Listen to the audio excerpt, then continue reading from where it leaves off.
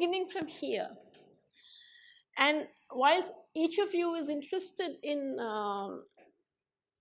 law, but none of you is sort of like saying that you're from the discipline of law. So to my saying that this is like, there is a certain popular understanding of law, and I would somewhere believe that that popular understanding would pretty substantially influence how you are also thinking in terms of, how you think about law.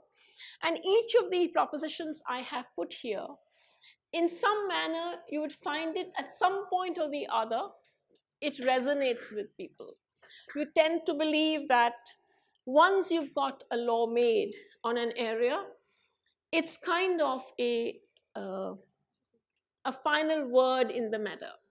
It's in some manner that you have got yourself, you have won yourself a laurel, and you are now going to be able to control the manner in which the field or the area or the issue that you're interested in.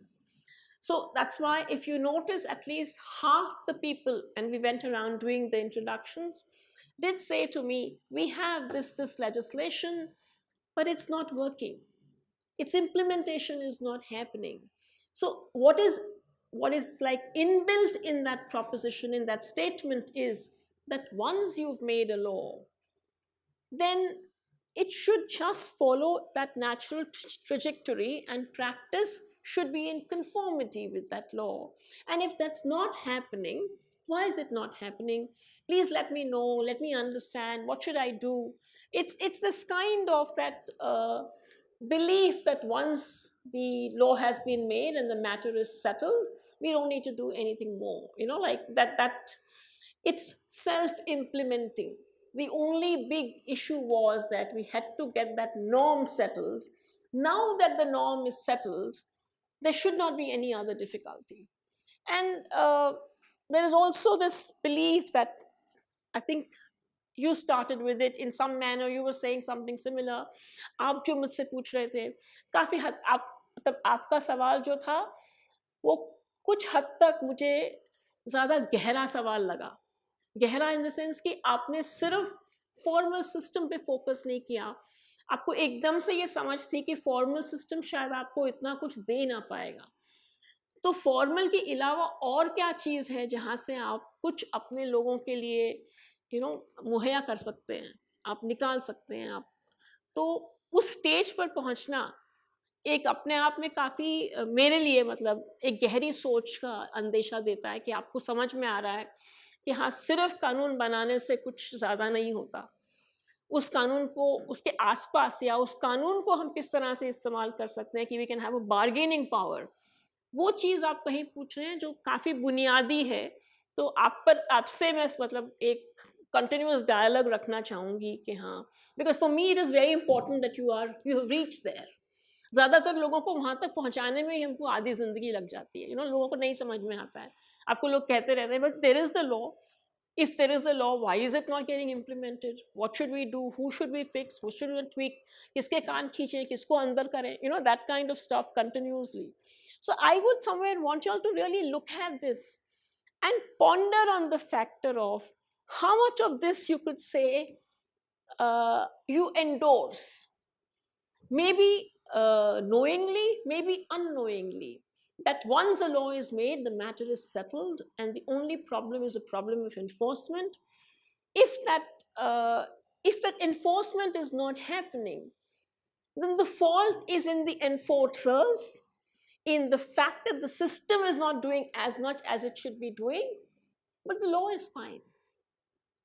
Because it's one of those favorite sentences you find, receive in India. The problem is not of the law, हमारे यहाँ implementation ठीक नहीं होता है. And if we could just settle up the implementation, we'll be all sorted. Isn't it logical to ask कि implementation ठीक क्यों नहीं होता है? What is it that is causing something not to get implemented? Is it only like, of course we can come up with those global sort of solutions to say that it's all got to do with corruption. The fact that we are inefficient, incompetent people who refuse to do what we should be doing. Is it something I'm not saying that it's irrelevant. far from it. But I'm also wanting you to consider whether it is that you had, it's not got implemented because there is a whole range of dishonest people around, or it's not got implemented because you never made a law which could be implemented. Did you design it in such a manner? Did you sort of weave in enough things in it कि उसको implement करने के अलावा आपके पास और कोई चारा नहीं है? The reason why I'm saying that is that if we say, and all of us who are engaged with, if we say that the rule of law, or the, you know, a certain normative way with which we want things to function, then we need to be worrying as much on how do we design that norm rather than just, and how do we sort of compel and lobby and persuade people to implement that norm, then believing that just making the norm is sufficient. This for me is an extremely important slide at several levels. And I have deliberately, if you notice, kept it very non-jargonistic. I've not written it like a law professor would write it. I've not given you any hereinbefores and notwithstandings and what have you. I've kind of tried to make it as accessible, but it, in some very core level, is the crisis of the entire engagement, of citizen engagement with law, of people's engagement with law, that we believe that the law has all these answers, and somehow or the other you have these intractable people who are manning or personing the system, who are making it difficult to be implemented. Now, that's a first proposition I want to put out to you. To sort of, this is the point which I've kind of, that, you know, there is this critique of popular understanding I want to put to you. Firstly, and I mean, in whatever sequence it goes in, firstly, I want to sort of get you to comprehend and appreciate that rules are not self-implementing. There will always be a human medium. Whether it is your police officer, or whether it is your bureaucrat, or whether it is the, you know, the vice chancellor, especially the Jawaharlal Nehru University, significant person. So it's, you know, like in the sense of this authority structure and the norms, there is a mediating kind of there is a mediating agency which would be responsible for how the law gets implemented. And the way in which we use legal words, they mean different things to different people. So who is reading that word and how that person is reading that word is going to very, very significantly determine what will get implemented. I want to make this distinction again between, there is what is called as the administrative interpretation, which is the first level thing which happens. There is the citizen's interpretation. When you and I read the law, we look at it and say, this is what it requires us to do. If what we say it requires us to do is in agreement with how the administrator looks at it or how the adjudicator looks at it, then we don't have too much difficulty. But जो आपका client है, जैसे आप उस कानून को देखते हैं और जैसे authorities उस कानून को देखते हैं, वो कहीं पर मेल नहीं खाता. तो उसको कैसे मेल खिलाया जाए, वो कैसे हम मतलब कहीं पर एक कॉमन ग्राउंड ला सकें, वो हमारे लिए बहुत बड़ा कहते हैं चैलेंज है. तो उस चीज़ को उस तरह से सोचने की ज़रूरत है. But it's important for the rest of us equally. See, he is very clearly saying, I know that the formal system doesn't have too much to give me.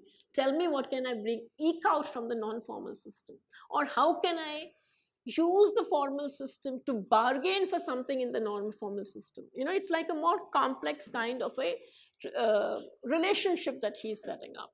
But for every one of us, and it doesn't matter which area of law are you interested in, it's a logical kind of thing. I will ask the administrators to give you the PPT, so you don't have to worry so much about getting the slides. You know, it's a to be shared document. It's not some. So the humans play a role both as authorities of law and as players in the social context. And it's that interaction which will determine why a particular rule did not play out the way in which you saw it. So it is like you got a certain provision there, ensuring a range of obligations in relation to sanitation, or to say there shall be no manual scavenging.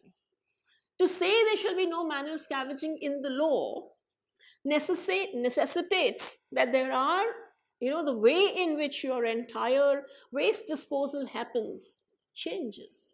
So if the railways doesn't go in with, I mean, this is one simple example. If they don't change the toilets in trains, there is no way that you can do away with manual scavenging, because evidently, if they're going to have so much of human waste falling on the tracks, it has to be cleaned. You can have whatever legislation you may have, but if you have not woven this obligation, say, on the railways, that this is the kind of consequence which will flow or not flow, or you're insisting upon, because that's your largest hirer of manual scavengers is the railways. And we don't talk about it, and it's a state entity, and it's like, this is the first time I traveled to Chirala recently, and I was traveling by first AC, because as a senior citizen I'm entitled to a 50% ticket. So that's a reason why, if you don't take that benefit, it's not on, sort of things. And just making all the young people in the room feel little envious. There are some advantages of getting older. And for the first time, I actually encountered a toilet which was which had kind of a proper septic tank and was a degradable kind of thing. So which meant that the waste was not going on the tracks. Now, this is in relation to maybe 2 toilets in the entire train, which doesn't really solve very much. But the truth of the matter is, that's the kind of a change you need to have. So even if you were to say that, all right, we have this many trains in India, and every year this percentage of trains will get, and consequently phasing out will happen.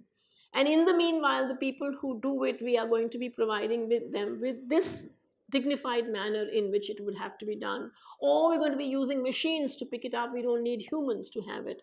It's not like the cleaning can't be done without actual human hands doing it. But it's what I'm trying to somewhere say to you is that unless and until the thing is thought to till there, and an obligation has been inducted within the legislation to speak in terms of, oh, we have a good law, but it doesn't getting implemented, but we never made the law in a manner that it should get implemented, is something that I'm putting forth to you as a very, very important way of how we need to engage with the law. It's important to be looking at the nuts and bolts and to be saying, yes, will this at the end of the day really alter things on the ground? If it will not alter things on the ground, the induction of a rule which cannot be implemented is an eyewash. It's a kind of in a way you could say a fraud. Or if you want to be kinder, you can be saying that it's like so much of symbolic muscle flexing, but you have no intention to fight. Because if you intend to fight, then the kind of gloves that you will put on, the manner in which you'll equip yourself, if you are really going to enter into your fight, is very different from when you just want to do shadow boxing. And most of the time, Indian lawmaking is shadow boxing. Nobody intends to go into the ring and fight. So every time you read a law, you need to be looking at it from this angle. Do they mean to implement it? Do they really mean to implement it? Not to say that it is not getting implemented. It's not getting implemented because nobody has any intentions of implementing it. But it speaks good. It demonstrates a certain level of, depending on from which angle you want to look at it, you can call it demonstrates effective malefides or good intentions. Which of the two it is, it depends on how you want to be looking at the role of the law and state in that entire manner. But I definitely would, it's like we tend to, and I started with that, which is the last question I put in the slide, to say that we often talk about the whole phenomena of law and the interventions that it makes, the implementation that it does, as if to say this will happen without human intervention. And my question to you is, should you do that? Why is it that when it comes to law alone, you blank out all the humans that person the legal system? You don't remember the judges and the police and the, the various kind of the lawyers, the that clerk in that courtroom, there's every one of them plays their own kind of role, and you really cannot comprehend legal implementation without comprehending or without making this inextricable linkage between the norm and the players who are to implement it. You can't sort of be oblivious of what is it that they want, what's in their interest. Like you'd find on a constant basis, especially, not that you all are doing that work, but I would still, that because the first thought that's coming to my mind, if you look at institutions and you speak about people living, I mean, one of you is working with the homeless, and there is one of the things on, all right, you talk in terms of ran baseras and shelters, and at least the first level intervention comes there.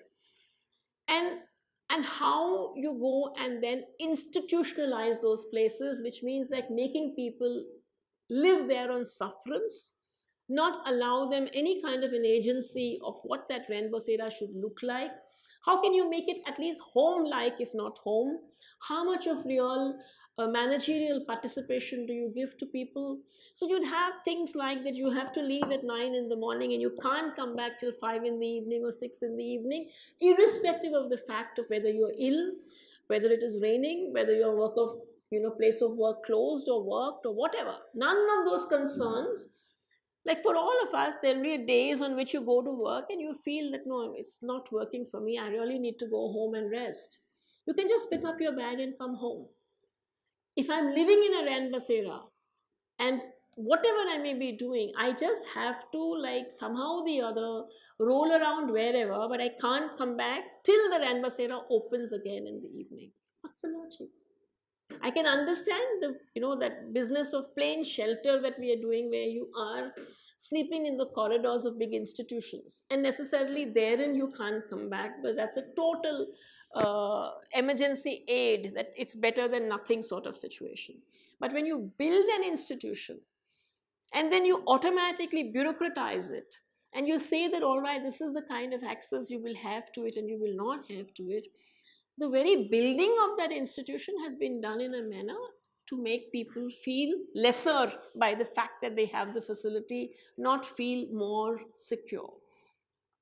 And I'm just giving this to you as an example of that. And the reason is because the people who are very often hired officials who are looking after that ran basera, if you give over the management to the inmates, they feel very role-less. Because we've not been able to create those partnerships where you believe that getting people to learn how to manage it, facilitating them to how to use it is your role. You believe controlling the people who are in that basera is your role. So if they are going to control it, then what am I going to do? And the planning has to happen in a manner that, and this is for all reform activity, if you are asking for something to get phased out, then the person who is personing that system now has to be found a role. If that person is not found a role, then that person is going to be who's going to be the impediment or the barrier to anything you wish to. And I feel that's integral to comprehending that if you have not made that person your ally, then that person is going to be your opponent. And if you have built in an opponent as you started to change something, and believe it's all that person's fault, but that person never said that the things should change. You are saying it should change. You need to work out what are you going to do with that individual. I'm sort of saying this in relation to any area of law reform you pick up. And if it doesn't take off, please ask yourself, who are the humans involved? किसके लिए क्या काम रखा है हमने? And has the person whose work is going to change been given a new job? If that person hasn't been given something to contribute, they're going to feel, I had this experience in the whole field of disability where they said, do away with special education. We are going to go into, more like, we're going to go for Whether you're talking about inclusive education, whether you're talking in terms of that we do not want this very singling out process for people with disabilities.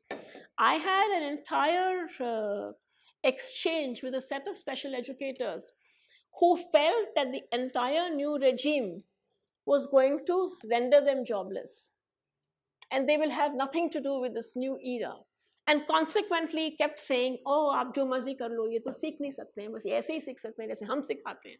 So you have got yourself right in the center of their entire field a set of opponents whom you have not made allies.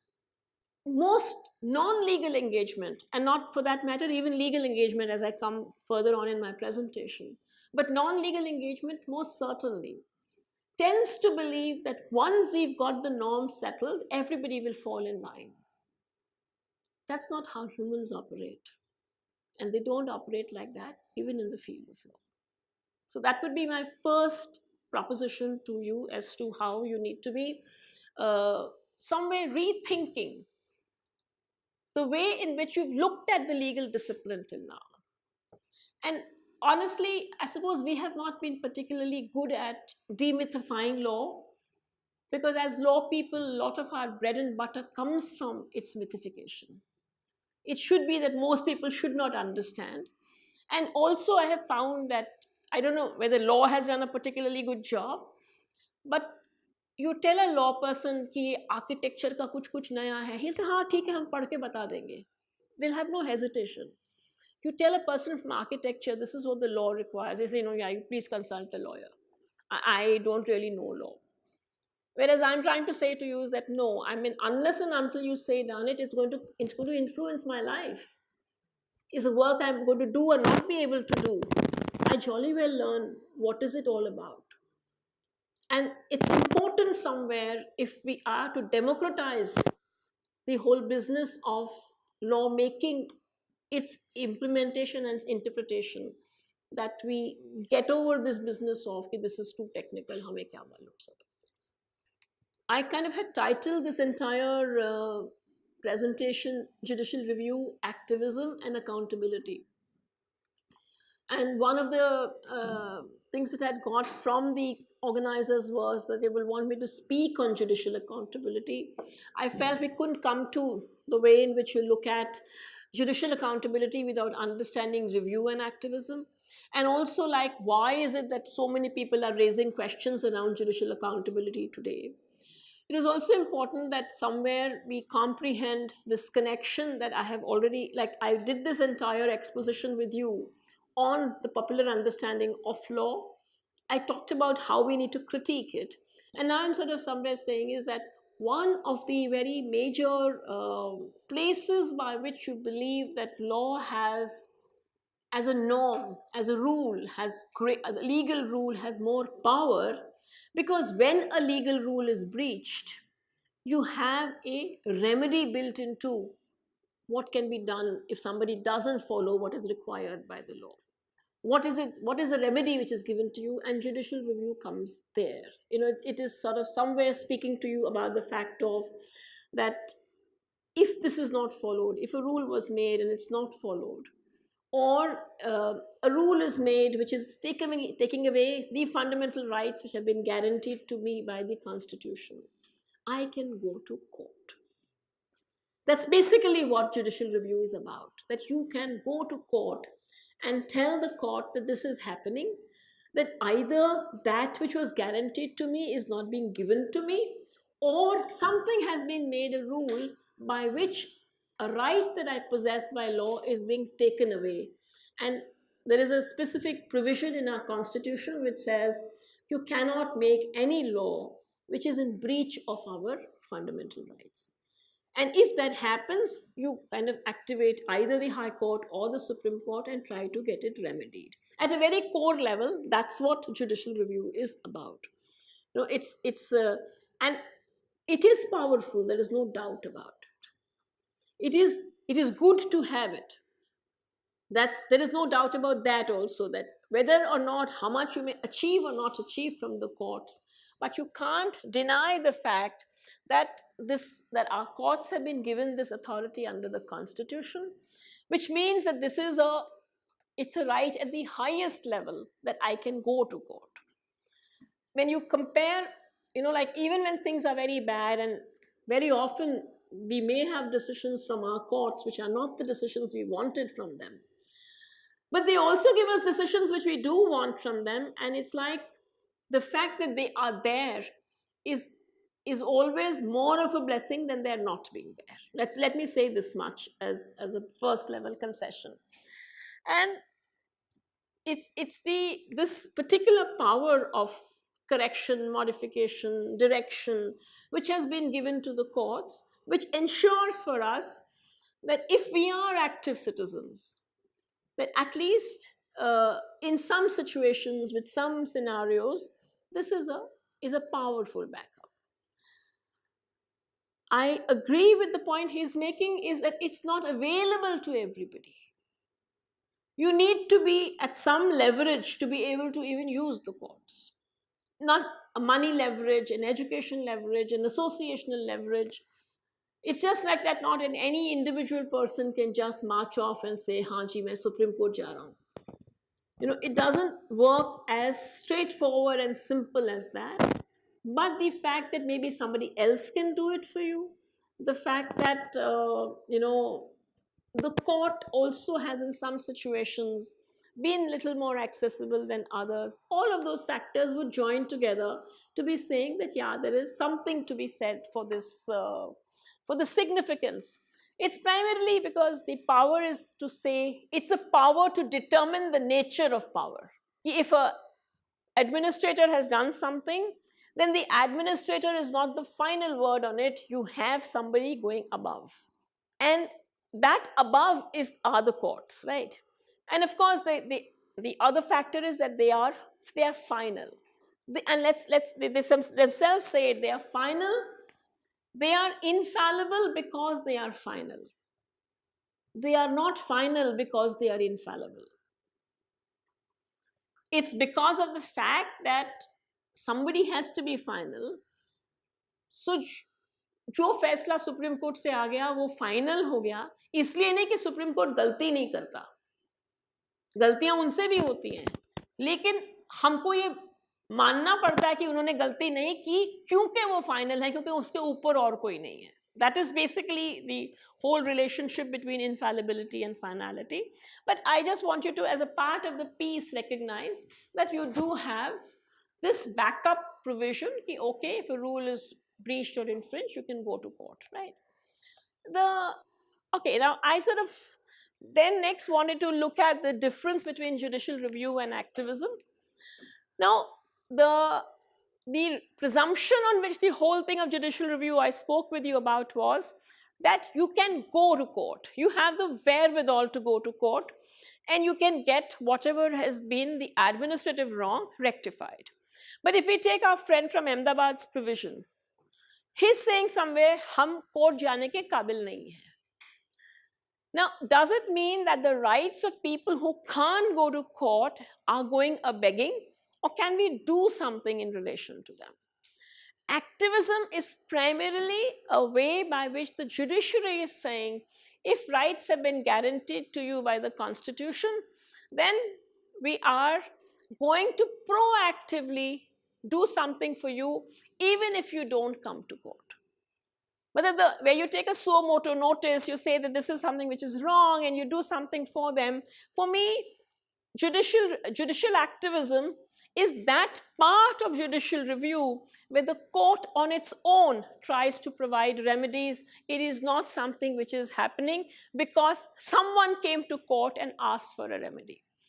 See, it's like usually people go and file a petition to court, and court reacts. So it's a reactionary kind of a jurisdiction. That is a reactive jurisdiction. Somebody goes there, says, this is my problem, the court responds to it. But on the other hand, when the court on its own comes to the people and says, oh, you have this right and we should do something for you because you can't on your own come to us, that is activism. You get it? A reactive and an active. Reactive is where somebody came to court and the court responded. Active is where the court on its own responded. And basically for that reason, Activism is something where the court responds in relation to the rights of the disadvantaged, those who cannot go to court on their own.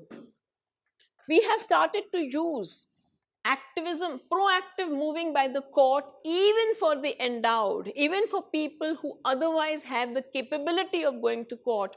And that's exactly where most of the problems of judicial activism are coming. Judicial review, like I said to you, is everybody's power to go to court when their rights are breached. Judicial activism, on the other hand, is the courts reaching out to people whose rights are breached and who don't have the wherewithal to come to court themselves. When people go to court, the court is reacting. When the court goes to them, the court is acting. That's the basic difference. The point somewhere is the last line where I'm saying whether proactive moving by the court for the endowed, I am calling it is active. The court is active, but not activist. Because activist really requires that the disadvantaged should be able to get relief from the court. And if that is not happening, then in effect what you are doing is you are hijacking the tools meant for the disadvantaged and using them for the service of the advantaged. See, it's another kind of a siphoning off, like you say, that the whole Chara Ghotala or the Blackboard scandal or whatever.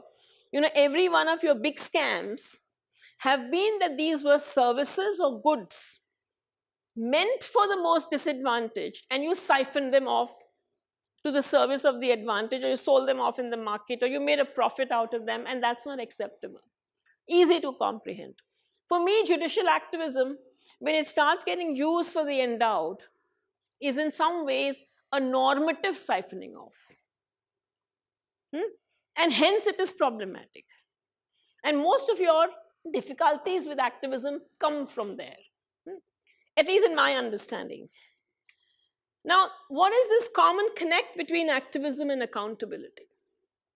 There is, it's like when the court is being activist, it's interpreting rules for the benefit of the disadvantaged. It's trying to look at the law and everything from the standpoint of the disadvantaged. It's a very important thing for us to appreciate there. And by so interpreting the rules, the court is also making the law. Now, what happens is in legal theory, and this is something you all might have studied as, at least as civic students in school. Okay, you talk in terms of that the legislature makes the law and the executive implements the law and the judiciary interprets the law. And so the judiciary is not supposed to traditionally make the law. But the moment you're starting to interpret the law for the disadvantaged, you're very openly making the law. Sometimes you have entire areas where there is a vacuum. There are no legal rules, legislative rules, and the court makes it. Like you talk in terms of people who are in custody. That in order to avoid custodial deaths and torture and stuff like that, you have an entire set of rules being made by the judiciary. Before your sexual harassment legislation came in, the Vishaka guidelines were totally made by the Supreme Court. So it's not like you've not had lawmaking. But then you start saying, but if the judiciary is going to be making rules, then in effect, it is breaching its traditional role. See, it's just please bear with me for a moment. What the point we need to appreciate here is that you are saying when it's proactively starting to align with the disadvantaged and is making a whole set of norms to that effect, then you're saying, but you're not doing what you're not supposed to be making rules. You're also shaking the system. So you start having more and more questions being asked on judicial accountability. The more number of boats they rock, the more number of people start asking, but how is the judiciary going to be, who's going to be controlling them? What sort of accountability? You need to be also asking, all of us need to ask ourselves, how many of be it the rag pickers or be it the homeless or be it the people who are, some of the most disadvantaged people with whom you are working, how much of leverage will they be able to get in a legislature to be able to get a rule or a law made for themselves? In comparison, the court as an anti-majoritarian court can, in some situations, provide for help, or let's say, uh, speak up for the disadvantaged. So even if they are not acting totally according to what is their core traditional role, if they are doing it to be making life better for the disadvantaged, and accountability questions are being asked at that point of time, then it is basically those questions are being asked because the court is rocking the boat. There can be other situations, and that is what is happening also, wherein the court has forgotten the disadvantaged. And it's basically just sort of playing its own governance game. And, then it becomes like between between the court and the legislature, the court and the executive, you're having your own battles. Then accountability questions are being asked. It's at some level at the realm of powers, but it's also true that the court then becomes a countervailing power. If you have brutal majorities in the legislature where people are not listening to anybody accepting to the majority, the court becomes anti-majoritarian. And it's important for us that we should have an anti-majoritarian entity there. What I'm trying to somewhere tell you is that accountability questions are not innocently asked. They are asked because somebody's thing is also getting cleared up. At the same time, it's not like they're irrelevant. It's not like we should not ask accountability questions. The only issue is what kind of accountability questions. Should it be like traditional things, but the courts are not supposed to make law? Or should it be that if the courts are going to make law, then they are making that law for whom? Are they doing it as an anti-majoritarian court, hence providing voice for people who will not get voice otherwise? Or are they doing it only to play their own power games? See, there is this whether the light should be fixed on top of the cars or they should not be, or whether the court should be, there's a range of orders which came in from the Indian Supreme Court, which is only about better facilities for judges. I'm not saying that judges should not have better facilities. But if judges start using activism for themselves, then some level problem starts to happen as to what are they up to, what are they trying to do there. Neutrality. We believe that legal rules have to be fair, must be neutral. I must see both sides in the same way. And the question somewhere is this: if somebody is here and somebody is here, and I see them in the same way, what happens? There is a person who's situated here, and there's a person who's situated here. I'm supposed to be fair and neutral and see them in the same way. What happens? They stay the same way.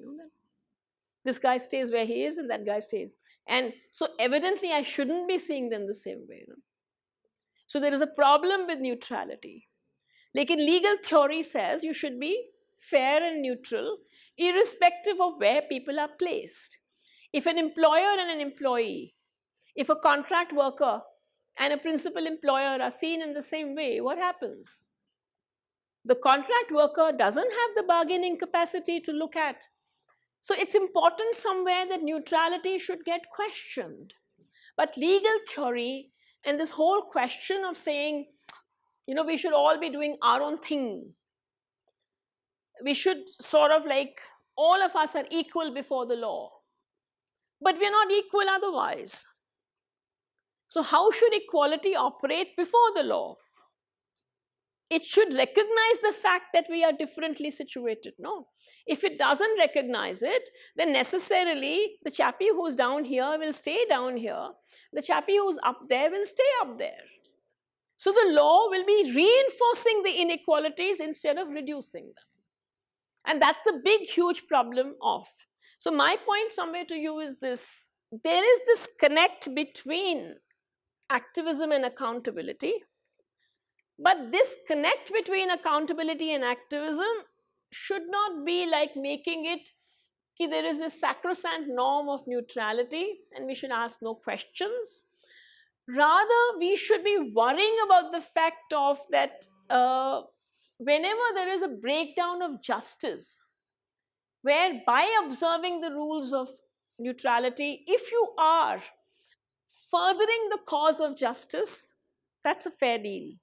But if by breaching the rules of neutrality, maybe you are breaching some technical rule of law, that is a lesser problem. But for us to understand, we somewhere need to make justice above law and not law above justice. In a lot of the questions that you all put to me during the icebreaker, I started out by just talking to you about the factor of that what is the big gain of judicial review. I also said to you that this is a gain which is not available to the entire population. I had just said that when the judges went for judicial activism, they tried to expand that population to whom they were giving that benefit. But this activism did not get limited only to the disadvantaged. It also got extended to the endowed and hence created difficulties of its own. From there on, I sort of said, okay, when you are asking accountability questions from the judiciary, you need to be asking, for whom are they doing what they are doing? If they are really doing it to make the cause better for the disadvantaged, that's a valid kind of an exercise of activism. If on the other hand, they are only enhancing the powers of the endowed, then for us to ask them accountability questions will have to be of another kind. And from there onwards, I've sort of, said, what is it that we should seek from the judges? The legislation basically gives us a general norm. All individuation happens in court or before administrators. The general rule, how it applies in a particular case is the job of the court. Is the court using that power to make things better for the most disadvantaged, or is it kind of making it worse? And this engagement is necessary because we are an unequal society. We need to be sort of like trying to push the court to use its powers so that that general norm keeps getting customized according to what people need. All of you around the room had a different constituency you were worrying about. Every one of those constituencies has some general concerns and some very particular concerns. We need to be looking at or engaging with the court to see that not just the general concerns, but also the particular concerns get addressed. So we need to engage with the court. We need to ask questions of accountability to achieving this purpose. And how we can do it? One is a typical kind of, how do we sort of develop this sense of injustice in the court, where the court starts to see that all disadvantaged groups are not the same. People have different kinds of needs, is what I want to do after our discussion on this and our break or whatever, to talk in terms of that whole question of sense of injustice. But in terms of argument, I'm saying we need to worry about what the court is doing. We need to ask ourselves why you should do this engagement. And lastly, I'm saying how should we go about it? We want to hold the court accountable. How they fare, what is their performance in the justice scale. We should not worry too much about if they are breaching a rule here or there. What we need to be asking is, do they have a sense of injustice? They do have. Do they have for everybody? No.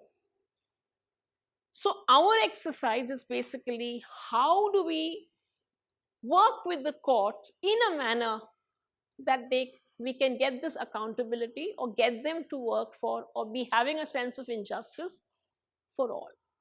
My primary argument is this, that just judicial review without more is not sufficient. And how do we get that more from the courts is what I want to do for the latter part of the time I'm going to spend with you. I'm done.